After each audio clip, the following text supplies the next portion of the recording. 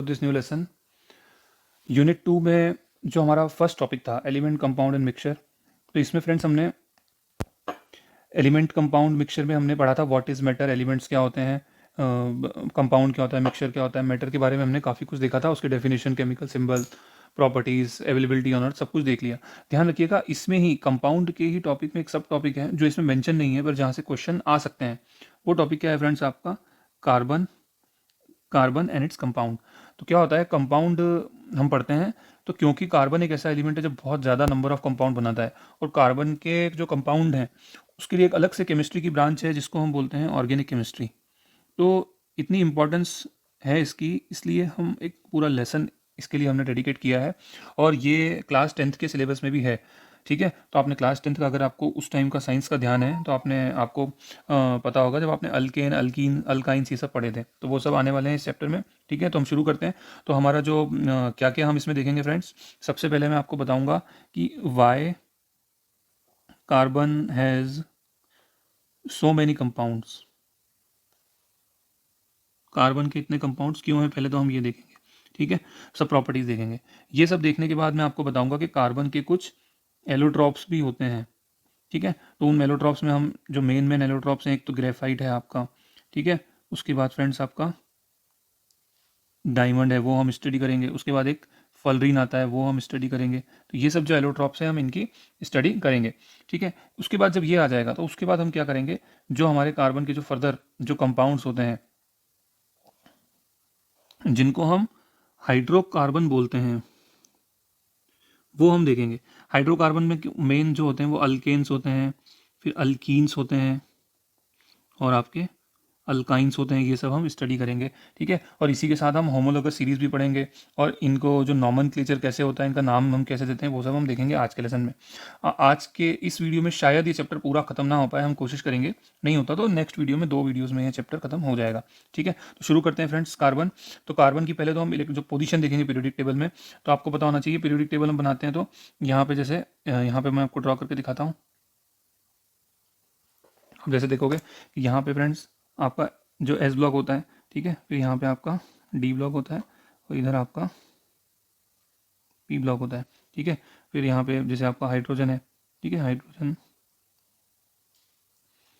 यहाँ पे आपका इसी तरह से हीलियम आता है,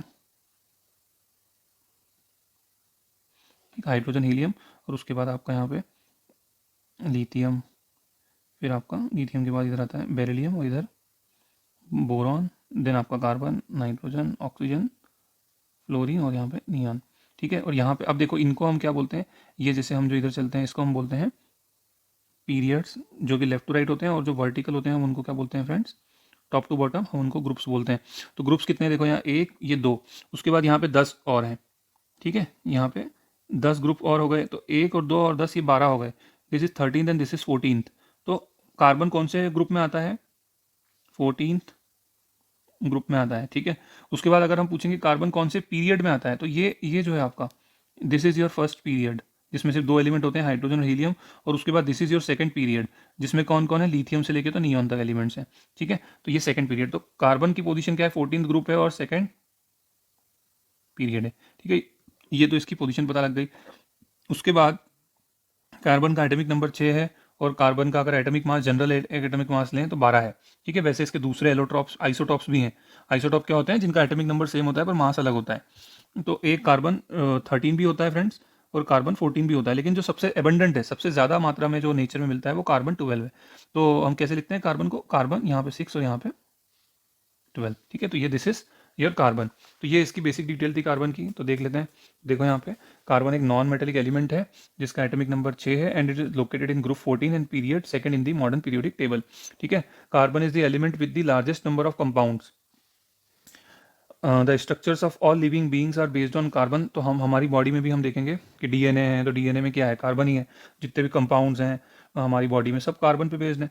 अर्थ में भी 0.02% carbon in the form of carbonate, petroleum, coal में प्रेजेंट है। और एटमोस्फेयर में भी का जो नाइट्रोजन, ऑक्सीजन, ऑर्गन के बाद जो चौथे नंबर की जो गैस है वो कौन सी है? Carbon dioxide, which is 0.03। कहीं कहीं अभी 0.04% भी लिखा हुआ आ रहा है, तो आप इसको 0.03 ही ध्यान रखें।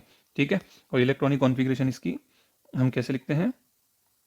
1s2 then 2s2 2p2। तो ये हीलियम लिखा हुआ है, ये भी सही है, तो आप इसको इस तरह से 1s2 2s2 एंड 2p2। तो ये 2 4 और 6, ठीक है। तो ये इसका एटॉमिक वेट लिखा हुआ है और ये नॉन मेटेलिक है, ठीक है। तो इस तरह से हमने देख लिया। अब हमको देखना है आगे फ्रेंड्स कि कार्बन की हमने सब देख लिया।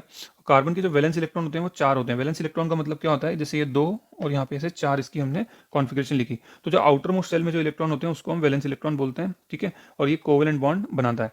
अब ये क्यों इतने ज़्यादा नंबर ऑफ कंपाउंड बनाता है, तो ये 3 जो इसकी खास बात है वो हमको देखना है। तो सबसे पहले हम इसका सीवी देखेंगे। सीवी देखते हो कि नहीं, आप किसी कहीं जॉब के लिए जाते हैं तो सीवी देखते हैं, तो सीवी, ठीक है। और इसके बाद इसको देखेंगे कि इसको कितने स्टार देना है।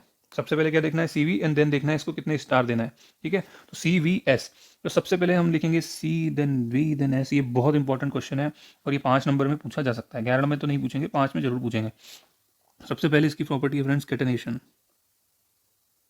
देन इसकी है वैलेंसी, देन है इसकी स्टेबिलिटी। तो कैटेनेशन क्या है, इट कैन फॉर्म चेन। तो ये 20 कार्बन 30 कार्बन तक की भी चेन बना सकता है, मतलब ये ऐसे ऐसे चेन बना सकता है, ठीक है, ऐसे ऐसे चेन बना सकता है। सबसे बड़ी प्रॉपर्टी तो ये। वैलेंसी इसकी 4 होती है। अभी वैलेंसी और वैलेंस इलेक्ट्रॉन आपको पता है ना, मैंने समझाया हुआ है कि जो हमने पढ़ा था, तो आप उन लेसन्स को भी देख लीजिएगा। यही रीज़न था कि हमने जो फर्स्ट चैप्टर है हमारा उसको हम काफ़ी लेट हम पढ़ रहे हैं फर्स्ट चैप्टर के पार्ट को, ठीक है, क्योंकि मैं चाहता था आपके वैलेंसी और वैलेंस इलेक्ट्रॉन ये सब कॉन्सेप्ट क्लियर हो जाए उस टाइम तक। तो वैलेंसी क्या होता है कि ये जैसे 2 और 4 लिखा मैंने, तो यहाँ पे ऑक्टेट कंप्लीट करना है, तो ऑक्टेट कंप्लीट करने के लिए कितने इलेक्ट्रॉन लेगा या कितनी शेयरिंग करेगा वो बताता है। तो यहाँ देखिएगा अगर 4 है तो 4 इलेक्ट्रॉन और ले लेगा, तो इसके जो है 8 इलेक्ट्रॉन हो जाएंगे, ऑक्टेट कंप्लीट हो जाएगी, ठीक है। तो इसकी वैलेंसी कितनी होगी, 4 होगी। अब हम कभी भी कंपाउंड बनाएंगे, जैसे कि मैं 2 4 कंपाउंड के नाम बताता हूँ। जैसे कि एक कंपाउंड होता है मीथेन, तो मीथेन का फॉर्मूला क्या होता है फ्रेंड्स, CH4। तो आप क्या करोगे, एक तो कार्बन लिख दो, कार्बन की 4 वैलेंसी होती है, देखो तो यहाँ पे है। फिर इसी तरह से आगे चल के आपको आएगा इथेन। क्या आएगा फ्रेंड्स, आगे चल के आपको एक कंपाउंड आएगा इथेन, जिसका फार्मूला होता है C2H6। अब कैसे बनाना है, सबसे पहले तो 2 कार्बन की चेन बना दो, ठीक है। अब देखो ये कार्बन है, दिस इज योर कार्बन। अब इसकी 4 वैलेंसी हैं, तो एक वैलेंसी तो यहीं हो गई, 3 वैलेंसी और बना दो, एक यहाँ बना दो, एक यहाँ बना दो, एक यहाँ बना दो। समझ रहे हो कि नहीं, एक वैलेंसी तो ये हो गई और दूसरी तीसरी और चौथी। इसी तरह से इस वाले कार्बन के साथ भी करो। एक बॉन्ड तो यहाँ कार्बन का बना हुआ है, 1 2 3 इधर और बना दिया। अब यहाँ पे जितनी वैलेंसी हैं सब में हाइड्रोजन जोड़ दो,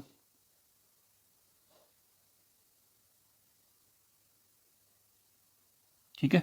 तो ये क्या हो गया फ्रेंड्स हमारा, दिस इज योर इथेन। तो ये 4 वैलेंसी को हमको यूज़ करना आना चाहिए, ठीक है। इसी तरह से अगर हम देखें एक और एग्जांपल बता देता हूँ आपको इथेनॉल का।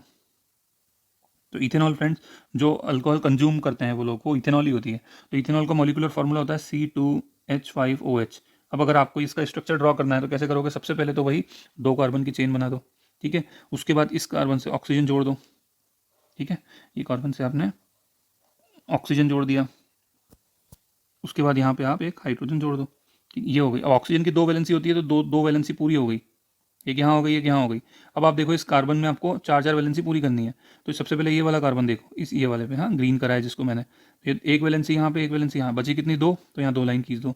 इस कार्बन को देखो, ठीक है, एक वैलेंसी तो यहाँ है, 1 2 3, तो ये 3 हो गई। तो सब में हाइड्रोजन जोड़ दिया, इधर जोड़ दिया, इधर जोड़ दिया। अब देखो C2 तो ये हो गए, H5 1 2 3 4 5 और OH, तो ये हो गया C2H5OH। तो इस तरह से फ्रेंड्स आपको स्ट्रक्चर ड्रॉ करना ईजिली आना चाहिए, सॉरी फ्रेंड्स।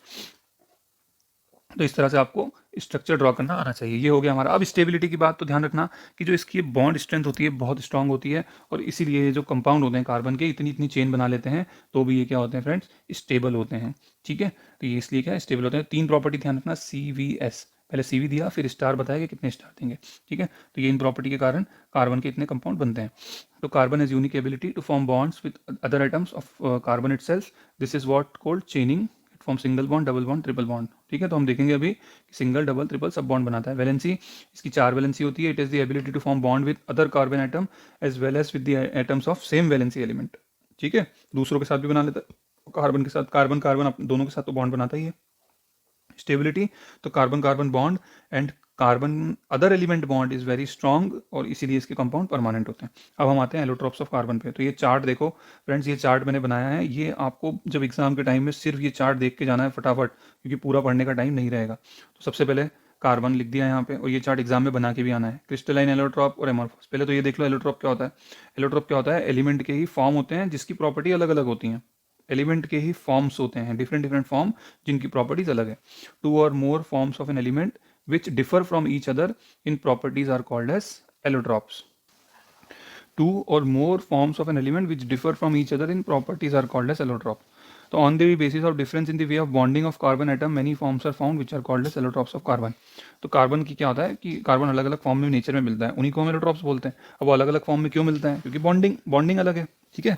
कहीं पे कैसे बॉन्ड बनाए, कहीं पे कैसे, अभी पढ़ेंगे तो पता लग जाएगा। इसमें से जो मेन जो क्रिस्टलाइन एलोट्रॉप्स होते हैं, मतलब जिनका एक प्रॉपर स्ट्रक्चर होता है, रेगुलर स्ट्रक्चर होता है। मतलब क्रिस्टलाइन का मतलब क्या होता है कि अगर आप उसमें से एक छोटा सा हिस्सा निकालेंगे और उसको बार बार रिपीट करेंगे तो वो पूरा बड़ा क्रिस्टल बन जाएगा। लेकिन ऐसे एमोर्फस जो फॉर्म्स होते हैं उसमें ऐसी कोई रेगुलरिटी नहीं होती, फ्रेंड्स, ठीक है। तो उसमें से रेगुलरिटी नहीं होती, उनको हम बोलते हैं। तो क्रिस्टलाइन फॉर्म से हमको मेन पढ़ना है, जो कि डायमंड, ग्रेफाइट और फलरीन। सबको याद ही रहता है ये तीन नाम तो, ठीक है। फलरीन शायद ना हो याद, पर अब याद कर देना। उसके बाद एमरफस में कोल, पेट्रोलियम और दूसरे कितने ही फॉर्म्स हैं, बट ये हमको तीनों ध्यान रखने हैं। तो पहला हम देखेंगे डायमंड हमारा क्या होता है, देन ग्रेफाइट एंड देन फलरीन, ठीक है। तो फ्रेंड हमारा सबसे पहला जो एलोट्रॉप है वो क्या है, हमारा डायमंड है। अब डायमंड ध्यान रखिएगा, आप जानते हो कि diamond is the hardest substance. Graphite जो है वो इट इज सॉफ्ट। अब इनमें जो दोनों में जो फर्क है वो किसका फर्क है, बॉन्डिंग का फर्क है। तो ये कैसा होता है फ्रेंड, दिस इज का जो है केज लाइक स्ट्रक्चर होता है, केज लाइक। और इसका कैसा होता है फ्रेंड, इसका जो स्ट्रक्चर होता है इसका केज लाइक नहीं होता है, इसका कैसा होता है, लेयर्ड स्ट्रक्चर होता है, लेयर्ड स्ट्रक्चर होता है। अब स्ट्रक्चर भी बना लेते हैं। देखो ये स्ट्रक्चर आपको बनाना आना ही चाहिए। तो कैसे बनाओगे, सिंपल है। एक कार्बन लिया, उसके बाद 1 2 3 4, ये सब कार्बन हैं। ये इस वाले कार्बन से शुरुआत करना और इसको फर्दर 4 कार्बन से जोड़ देना। फिर इस कार्बन को लेना, फिर इसको भी ऐसे एक से जुड़ा हुआ ही है और जोड़ दो इसको, ठीक है। तो ये इस तरह से बस ऐसे कार्बन की चेन बनाते जाना,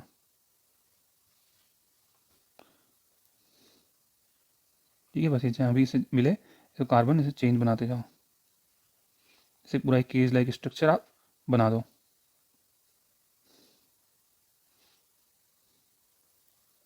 यहाँ पे पूरा आपको इस केज लाइक स्ट्रक्चर आपको पूरा बना देना है, ठीक है। देखिए तो ये ऐसा केज लाइक स्ट्रक्चर जो बनेगा फ्रेंड्स, वो क्या होगा आपका, दिस इज योर डायमंड, ठीक है। अब जो इसमें आपका स्ट्रक्चर होता है ग्रेफाइट में, वो कैसा स्ट्रक्चर होगा, ऐसा लेयर बनाई रहेगी इस तरह से। जैसे ये एक कार्बन है, 1 2 यहाँ पे। तो अब इसमें मेन फर्क क्या है फ्रेंड, यहाँ पे जो कार्बन है वो 4 कार्बन से जो उसकी चारों वैलेंसी पूरी होंगी, और यहाँ पे जो कार्बन है जैसे ये देखो आप 1 2 और 3, तो ये किससे जुड़ा हुआ है फ्रेंड, ये सिर्फ 3 कार्बन से जुड़ा हुआ है, ठीक है। और यहाँ पे जो कार्बन है वो उसकी चारों वैलेंसी पूरी है। अब इसकी जो 3 वैलेंसी पूरी है, इसका मतलब इसका एक इलेक्ट्रॉन क्या है फ्रेंड, फ्री है। तो एक इलेक्ट्रॉन जब फ्री होता है तो उससे क्या होगा, एक इलेक्ट्रॉन फ्री होने के कारण this would become a good conductor of electricity, good conductor of electricity. और इसका क्या है, एक भी इलेक्ट्रॉन फ्री नहीं है, तो ये क्या हो जाएगा friends, bad conductor of electricity, ठीक है। ये हो जाएगा। अब यहाँ पे एक चीज़ और देखना, इसमें आपके सिलेबस का नहीं है, फिर भी आपको थोड़ा सा मगअप करना पड़ेगा। यहाँ का जो कार्बन होता है वो sp3 हाइब्रिडाइज होता है, और इसका जो कार्बन होता है ग्रेफाइट का वो sp2 हाइब्रिडाइज होता है फ्रेंड। ये थोड़ा सा मगअप कर लेना, बॉन्डिंग का है ये, तो हम इसको नहीं पढ़ेंगे, खाली बस इसको याद रखना, ये sp3 है और ये sp2 है, ठीक है। तो sp देख सकते हो, एक s और 3 p, 4 हो गए, तो यहाँ 4 बॉन्ड बनते हैं, और एक s और 2 p तो 3 बॉन्ड बनते हैं। एक इलेक्ट्रॉन फ्री है और वो फ्री इलेक्ट्रॉन के कारण ये इलेक्ट्रिसिटी का अच्छा कंडक्टर है। ध्यान रखना, डायमंड इलेक्ट्रिसिटी का बैड कंडक्टर है, पर ये हीट का गुड कंडक्टर होता है, हीट का गुड कंडक्टर होता है। क्यों? क्योंकि ये केज लाइक स्ट्रक्चर होता है।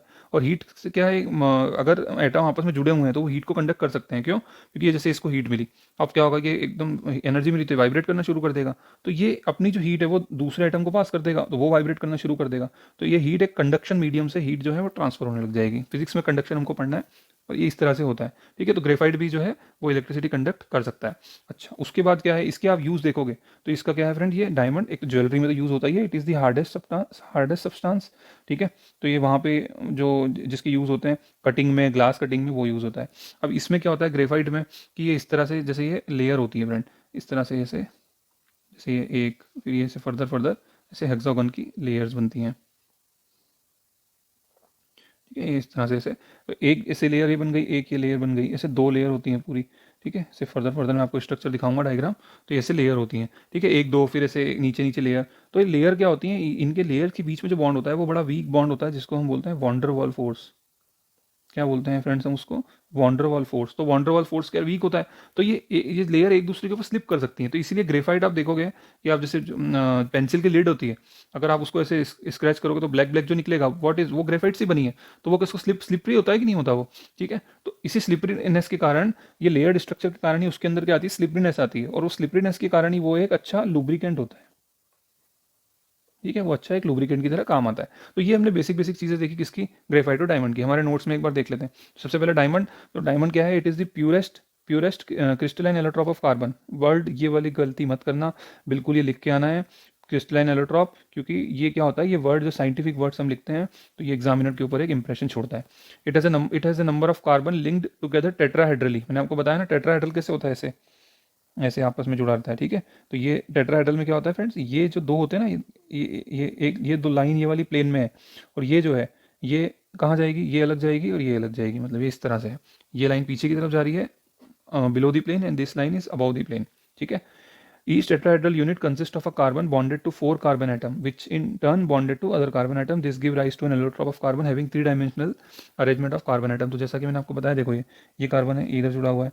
ठीक है, फिर ये फर्दर इससे जुड़ा हुआ है, ये फर्दर इससे जुड़ा हुआ है, फिर फर्दर, तो आप इस तरह से इजीली बना सकते हो। देखो यहाँ कितना बढ़िया बना हुआ है।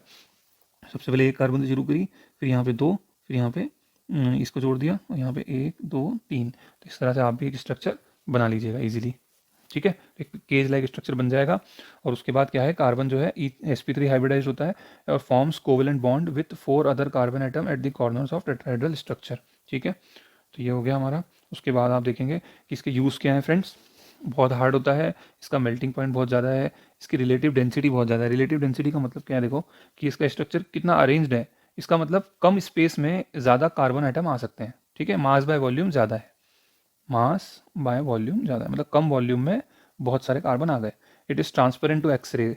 ठीक है, इसका रिफ्रेक्टिव इंडेक्स बहुत ज़्यादा होता है। जब हम फिजिक्स में लाइट चैप्टर पढ़ेंगे तो मैं आपको बताऊंगा। इलेक्ट्रिसिटी का बैड कंडक्टर होता है, हीट का गुड कंडक्टर होता है, सभी सॉल्वेंट में इंसॉल्युबल होता है।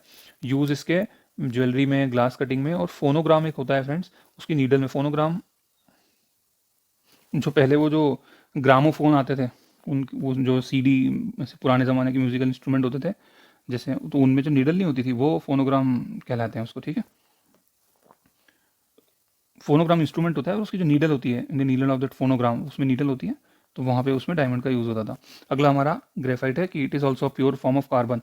This allotrope is a compound of flat 2 dimensional layers of carbon atom. तो ध्यान रखना, ये जैसे इसका स्ट्रक्चर है, तो ये देखो ये ऐसे दो लेयर्स हैं यहाँ पे। ठीक है, फर्दर ये मतलब दो लेयर्स का मतलब क्या है फ्रेंड्स, ये इस तरह से ये 2 डायमेंशन में है। ठीक है, दो लेयर फिर ऐसे नीचे नीचे नीचे करके ऐसे बढ़ती जाती है।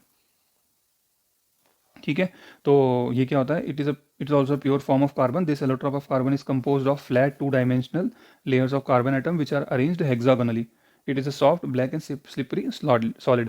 तो ये क्या होता है, कार्बन एटम जो हेक्सागोनली अरेंज होते हैं कार्बन। ठीक है, तो आप इसमें मैंने आपको अभी बताया कि किस तरह से, देखो ये हेक्सागोनली अरेंज है। ठीक है ना, एक कार्बन है ये जुड़ा हुआ है। ठीक है, और ये इस कार्बन को आप देखोगे जैसे, तो आप क्या करोगे, एक हेक्सागोन बनाओ और इसी को एक को ले लो, फिर एक हेक्सागोन और बना दो, फिर ऐसे करके इस तरह से आप बना सकते हो। ठीक है, फिर एक लेयर और आप बना दो यहाँ पे नीचे, फिर ये नीचे जो लेयर बनाओगे उसको आप ऐसे वॉन्डरवॉल फोर्सेस से जोड़ दो। ठीक है, इसके नीचे एक लेयर और बना दो आप, तो इस तरह से आप कर सकते हैं। Okay, this property of graphite persist because it cleaves easily. It is a soft black slippery solid. तो ये क्यों होता है friends slippery solid, because because it cleaves easily between the layers. तो इसके लेयर मैंने आपको बताया क्योंकि वीक वॉन्डरवॉल फोर्सेस होते हैं तो वो ईजिली स्लिप कर सकता है। In each layer each carbon atom is link to 3 carbon atom via a carbon carbon covalent bond. ठीक है, तो तीन इसमें तीन एक कार्बन के तीन कार्बन एटम के साथ बॉन्ड बनाता है, और उधर जो था डायमंड में वो 4 के साथ बनाता था। फोर्थ बॉन्ड फ्री होता है। ठीक है, तो जो पाई इलेक्ट्रॉन होते हैं वो डीलोकलाइज्ड होते हैं और वो इसलिए इलेक्ट्रिसिटी कंडक्ट करता है। तो आपको इतना लिखने की जरूरत नहीं है, आप बस ये लिख दो कि 3 के साथ बॉन्ड बनाता है, फोर्थ जो होता है उसका इलेक्ट्रॉन फ्री होता है, that's why it conduct electricity. इसके बाद आपको ये लिखना है कि ग्रेफाइट के 2 फॉर्म्स होते हैं, अल्फा एंड बीटा। ये लिखने की जरूरत आपको नहीं है इतनी ज़्यादा डिटेल। लेयर क्या होता है, कई बार अरेंज्ड किस तरीके से होते हैं, जैसे ए बी टाइप में अगर अरेंज्ड हैं, या फिर थोड़ा पैटर्न अलग हो गया, तो बस आपको इतना ध्यान रखना है कि ग्रेफाइट के 2 फॉर्म्स होते हैं, अल्फा और बीटा। ठीक है, प्रॉपर्टीज, क्योंकि layer since the layers are stacked over each other this carbon allotrope can act as a lubricant. तो लेयर्स क्योंकि एक के ऊपर एक होते हैं, स्लिप कर सकते हैं, तो एक जो कार्बन ये वाला जो एलोट्रॉप है, it can act as a lubricant. It also has a metallic lustre which helps in the conduction of electricity. It is a very good conductor of both heat and electricity. तो ये इसके अंदर free electron होता है, इसलिए ये metallic कहलाएगा। ठीक है, एंड क्योंकि इसके अंदर फ्री इलेक्ट्रॉन है तो ये इलेक्ट्रिसिटी कंडक्ट कर सकता है, साथ ही हीट भी कंडक्ट कर सकता है, और बहुत अच्छा कंडक्टर होता है। नहीं तो आमतौर पर जो नॉन मेटल होते हैं they are not very good conductor of heat and electricity, but graphite एक एक्सेप्शन है। One of the most important property of graphite is that it is use as a dry lubricant for machines at high temperature where we can not use oil. ठीक है, तो बहुत high temperature पे जहाँ पे oil नहीं use हो सकता वहाँ पे ग्रेफाइट एक लुब्रिकेंट की तरह यूज़ किया जाता है। Graphite is use to make crucible which have the property that they are inert to dilute acid as well as to alkalis. तो क्या होता है फ्रेंड, एक्सपेरिमेंट में क्रूसिबल्स का यूज़ होता है। तो क्रूसिबल में क्या केमिकल रखा जाता है, वेट किया जाता है। अब क्या होता है कि कई बार वो अगर हम किसी और मटेरियल की बनाते हैं तो वो उस पर एसिड और अल्कली का कुछ असर हो सकता है। तो इसलिए हम क्या करते हैं, किसकी बनाते हैं, हम ग्रेफाइट की बनाते हैं, जिससे कि वो एसिड और अल्कली पे इनर्ट रहता है। ठीक है, रिएक्शन नहीं हो पाती, तो इसलिए वहाँ पे ये क्रूसिबल्स में भी यूज़ होता है। In comparison to diamond graphite is thermodynamically more stable. तो ये लिखा हुआ है कि graphite is more stable form of more stable than diamond. ध्यान रखना फ्रेंड्स कि जो कोयला होता है वो, अगर हम उसको ग्रेफाइट ही है, ठीक है, एमरफस फॉर्म ग्रेफाइट का, अगर उसको एक पार्टिकुलर टेम्परेचर और प्रेशर पे हीट किया जाए तो वो डायमंड बन सकता है। ठीक है, तो मैंने एक कहानी पढ़ी थी काफ़ी टाइम पहले, तो उसमें एक आदमी था और वो यही वो जानता था कि किस कंडीशन में किस तरह से बनाना है। उसने पूरा घर में अपना अरेंजमेंट किया हुआ था और वो कोल से डायमंड बनाता था। पर वो उसकी मजबूरी थी कि वो बाहर किसी को वो बता नहीं पाता था, क्योंकि वो सोचता था कि मैं बताऊंगा तो वो सरकार कैसे रिएक्ट करेगी और किस तरह से लोग रिएक्ट करेंगे, कहीं मुझ पे हमला ना हो जाए। तो वो कहानी इस तरह से थी। ठीक है, आगे हम देखते हैं। ये अब स्ट्रक्चर देख लो, इसमें थोड़ा सा इसको 2-3 चीज़ें ध्यान से देखना आप। ये देखो, ये लिखा है strong covalent bond with in each layer. तो ये जो बॉन्ड है ना, ये कोवेलेंट बॉन्ड है, और ये जो डॉट डॉट से शो, जो लेयर्स के बीच में जो बॉन्ड शो किए हैं वो क्या है, वॉन डर वाल फोर्सेस है। ठीक है, तो ये वीक होते हैं तभी ये स्लिप हो सकती है लेयर। तो आप इसको ईजिली बनाओ। ठीक है ना, ये जैसे कार्बन लिया, यहाँ पे 1 कार्बन 2 कार्बन, ठीक है, या फिर आप ये और यहाँ पे ये से इस तरह से आप इसको तीसरा कार्बन शो कर दो। ठीक है, तो ये यहाँ पे लेयर हो गई आपकी। फिर ये यहाँ पे आप इसको फर्दर ये यहाँ पे कर सकते हो। ठीक है, तो इस तरह से आप एक हेक्सागोनल लेयर बना दो बस। और एक जो है ये एक हो गई। इसी तरह से एक लेयर और बना के डॉट डॉट से वो अंडरवॉल फोर्स से शो कर दो। ठीक है, तो ये ग्रेफाइट का स्ट्रक्चर हो जाएगा। ये हो गया। उसके बाद ग्रेफाइट की यूज़ इलेक्ट्रोड्स की तरह यूज़ किया जाता है ग्रेफाइट को, पेंसिल लीड में बनाने के लिए। पेंसिल लीड के में यूज़ होता है इन मेकिंग पेंसिल लीड। ठीक है, graphite powder was used as a dry lubricant in machine, अभी हमने पढ़ा। On heating graphite in presence of a catalyst at very high pressure it would turn into diamond. तो ये भी मैंने आपको अभी बताया। ठीक है, अब हमारा जो तीसरा है वो क्या है फ्रेंड्स, बकमिंस्टर फ्लोरीन। तो ध्यान रखना है, बकमिंस्टर फ्लोरीन जो है ये अभी अभी इसका बहुत ज़्यादा यूज़ है। मेन जो यूज़ है ना फ्रेंड्स, वो इसका यूज़ है फ्रेंड्स कहाँ पे, नैनो साइंसेस में। नैनो कंपाउंड्स होते हैं वहाँ फ्लोरीन का बहुत ज़्यादा यूज़ है। ठीक है, तो आपको कभी भी फ्लोरीन का क्वेश्चन आएगा तो आप ये ज़रूर लिख के आना कि it is used in nano science. और इसका स्ट्रक्चर जो होता है एक बॉल की तरह स्ट्रक्चर होता है। ठीक है, इसमें क्या होता है कि कार्बन जैसे एक बॉल बन जाता है, इस तरह से अरेंज होते हैं कि एक बॉल जैसा स्ट्रक्चर बन जाता है। इसीलिए जो ये वाला जो एलोट्रॉप होता है सी फ्लोरीन, तो इसको कई बार बकी बॉल भी कहते हैं।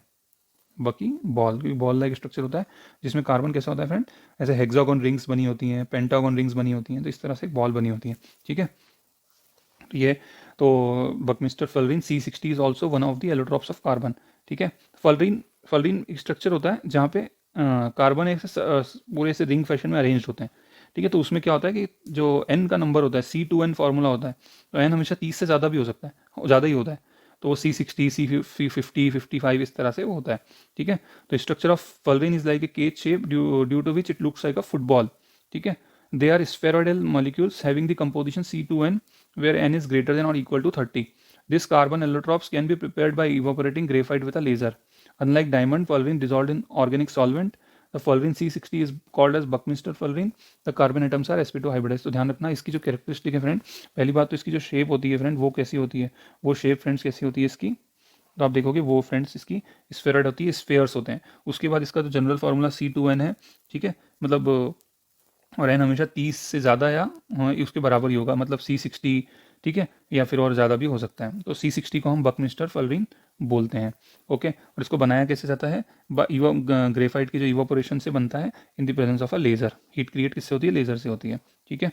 अच्छा, उसके बाद इसमें कार्बन sp2 हाइब्रिडाइज होते हैं जैसे ग्रेफाइट में थे, जैसे ग्रेफाइट में sp2 हाइब्रिडाइज थे, मतलब 3 बॉन्ड बनाएगा ये, चौथी इसका जो इलेक्ट्रॉन होगा वो फ्री होगा, ठीक है। इसके अंदर ये देखिएगा C60 में एक फैक्ट है जो कई बार पूछ लिया जाता है कि इसके अंदर 12 तो 5 मेंबर रिंग होती हैं और 20 6 मेंबर रिंग होती हैं, ठीक है। हम स्ट्रक्चर नहीं देख रहे इसका अभी, तो 12 5 मेंबर रिंग है और 20 हमारी 6 मेंबर रिंग है इसके अंदर, ठीक। तो ये हो गया हमारा, ओके। आगे देखते हैं। तो it was name fullerene after the famous American architect Buckminster fullerene. फिर इसमें 60 to 70 और more carbon items are also found in the molecule of fullerene. तो फुलरिन में 60 या 70 या उससे ज़्यादा कार्बन भी होते हैं। C60 is the most stable fullerene also known as Buckminster fullerene. तो C60 सबसे ज़्यादा स्टेबल फुलरिन होता है। C60 is a poor conductor of electricity and has a carbon carbon bond length of 1.40। तो ध्यान रखना इसके अंदर भी एक फ्री इलेक्ट्रॉन होता है, लेकिन फिर भी ये पुअर कंडक्टर है। रीज़न क्या है फ्रेंड, क्योंकि इसका स्ट्रक्चर एक स्फेयर शेप में होता है, तो इससे ज़्यादा, जैसे ग्रेफाइट था, ग्रेफाइट की तो शीट्स थी, ऐसे लॉन्ग एरिया में उसके मॉलिक्यूल फैले हुए थे, तो इजीली जो इलेक्ट्रॉन था वो कंडक्ट हो पाता है, ठीक है। लेकिन ये स्फेयर शेप में इलेक्ट्रिसिटी कंडक्ट नहीं हो पाती, तो इसलिए इसमें फ्री इलेक्ट्रॉन है, फिर भी ये इलेक्ट्रिसिटी का पुअर कंडक्टर है, ठीक है। उसके बाद अगर आप यूजेस और देखोगे तो नेचुरल गैस की प्यूरिफिकेशन में, मॉलिकुलर बियरिंग्स में, और सबसे जो आप यूज़ लिखोगे, आप ये वाला यूज़ लिखना, in purification and natural gas in nano compounds, दूसरा यूज़ लिखना, तीसरा यूज लिखोगे कि it is a super conductor at high temperature, ठीक है। तो ये आपके यूज़ हो गए, ठीक है। तो अब हमारा जो चैप्टर है हाइड्रोकार्बन आ गया, ओके। तो पहले एक बार हम देख लेते हैं अभी हमने क्या क्या देखा, फिर हम देखेंगे हमारे हाइड्रोकार्बन। तो हमने फ्रेंड्स क्या देखा कि कार्बन जो है वो इतने कंपाउंड क्यों बनाता है, तो हमने 3 प्रॉपर्टी बताई, CSV बताई, ठीक है, कैटनेशन। देन आपको मैंने बताई CVS, तो कैटनेशन, वैलेंसी एंड स्टेबिलिटी, 3 चीज़ें हमने देखी। उसके बाद मैंने बताया आपको कि एलोट्रॉप्स क्या होते हैं, तो हमने एलोट्रॉप्स पढ़े, एक पढ़ा डायमंड, एक पढ़ा ग्रेफाइट एंड देन पढ़ा फुलरिन। तो इस स्ट्रक्चर में यहाँ पे sp3 होता है, यहाँ sp2 और यहाँ पे sp2, ठीक है। तो ये जो आपका है ये डायमंड हार्ड होता है काफ़ी, और this is lubricant and this is use in nano products. तो ये हमने एलोट्रॉप्स के बारे में सब चीज़ें देखी कि इसका एक स्फेयर स्ट्रक्चर होता है, इसका लेयर्ड स्ट्रक्चर होता है, और इसका केज लाइक स्ट्रक्चर होता है। मैं लिख देता हूँ, इसका एक केज लाइक स्ट्रक्चर है, इसका लेयर्ड स्ट्रक्चर है, और इसका कैसा है फ्रेंड्स, बॉल लाइक स्ट्रक्चर है, ठीक है। तो ये हमने देखा। उसके बाद अब जो हम देखेंगे, अब हम देखेंगे फ्रेंड्स क्या हाइड्रोकार्बन्स क्या होते हैं, हम ये देखेंगे।